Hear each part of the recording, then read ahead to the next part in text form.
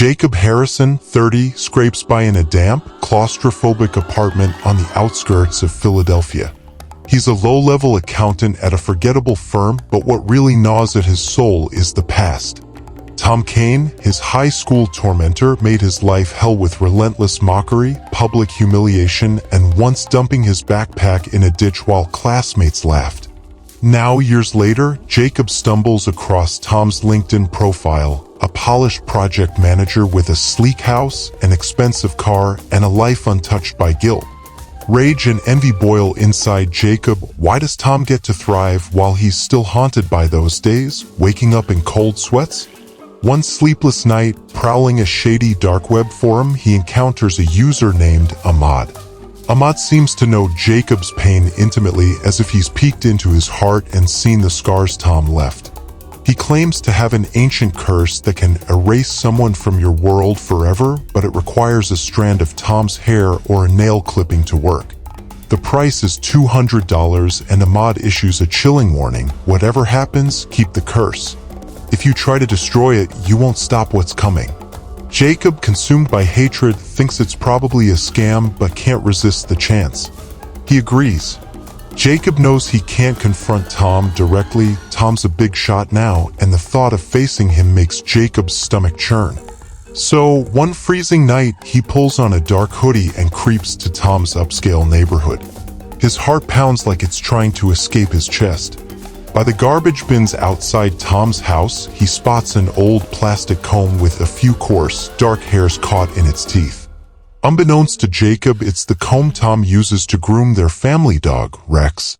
Too scared to linger, Jacob shoves the comb into a plastic bag and bolts, feeling like eyes are boring into him from the house's dark windows. When he glances back, there's nothing but shadows. A few days later, Jacob mails the comb to the address Ahmad provided, a derelict warehouse on the city's edge. In return, a grimy paper package arrives. Inside is a red cloth about the size of a handkerchief, stained with dark patches that look like old blood. It reeks of rotting meat and wet earth, a smell that turns Jacob's stomach. A handwritten note comes with it: the curse is ready. Keep the cloth in a dark place. Wait 3 nights. The one who must go will be gone. Jacob hesitates, a flicker of dread in his gut, but Tom's smug face in his mind pushes him forward. He hides the cloth in a metal box under his bed and tries to forget it. Night 1. Jacob dreams he's standing in an empty, fog-choked field. A deep, guttural howl echoes from somewhere far off, not a dog's howl, but something raw and wrathful. A massive, shapeless shadow shifts in the mist, and Jacob feels it staring, like it's peeling back his thoughts. He wakes drenched in sweat, the stench of the cloth filling his apartment despite the sealed box. Morning comes, and he tries to distract himself with work, but a cold weight settles in his bones, as if something's watching from too close.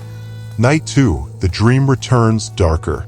In the same foggy field, Jacob sees a huge black dog with yellow eyes that seem to burn holes into his skull. The dog snarls and lunges at something in the shadows. Jacob hears a scream, maybe Tom's, maybe not, laced with pure terror. He jerks awake at 3:33 a.m. The metal box under his bed is open, the cloth sprawled on the floor, damp and heavy. Strange symbols are etched into it in a black, shimmering liquid that seems to writhe under the lamplight.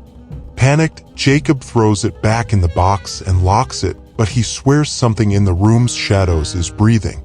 That morning, Jacob checks Tom's Instagram and finds a new post, a photo of Rex, their family's Labrador, sitting in their backyard.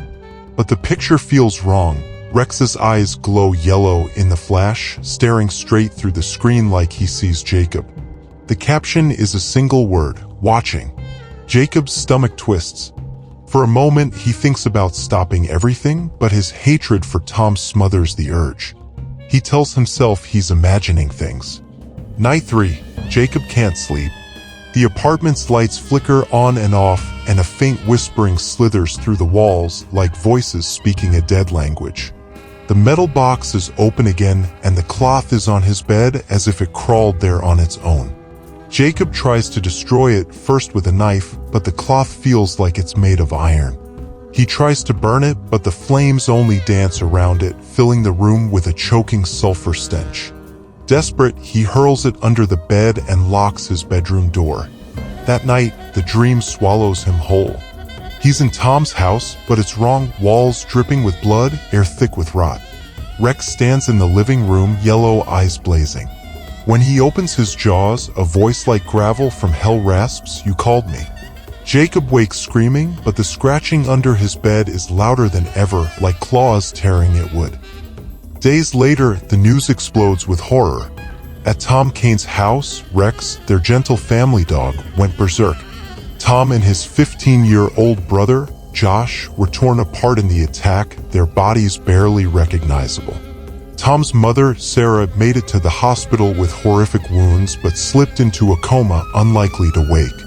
Neighbors swear Rex's howls that night sounded like something unholy, not a dog. The police, shaken and baffled, had to shoot Rex down on the spot. They dig for answers, drugs, disease, anything, but find nothing. The dog was healthy, normal, until it wasn't. After weeks, the investigation stalls, labeled a tragic, unexplained incident. Jacob, surviving on sedatives, can't get rid of the cloth. Every time he tries, dumping it in the trash, tossing it into a river, setting it ablaze, it comes back, appearing in his closet, under his pillow, inside his work bag. The symbols on it shift as if writing a new name, but Jacob can't bring himself to read it. Sometimes, in the reflection of a window, he catches a shadow with yellow eyes creeping closer. The scratching under his bed never stops now, growing louder each night. Jacob doesn't know how long he has, but one thing haunts him: the hairs on the comb weren't Tom's.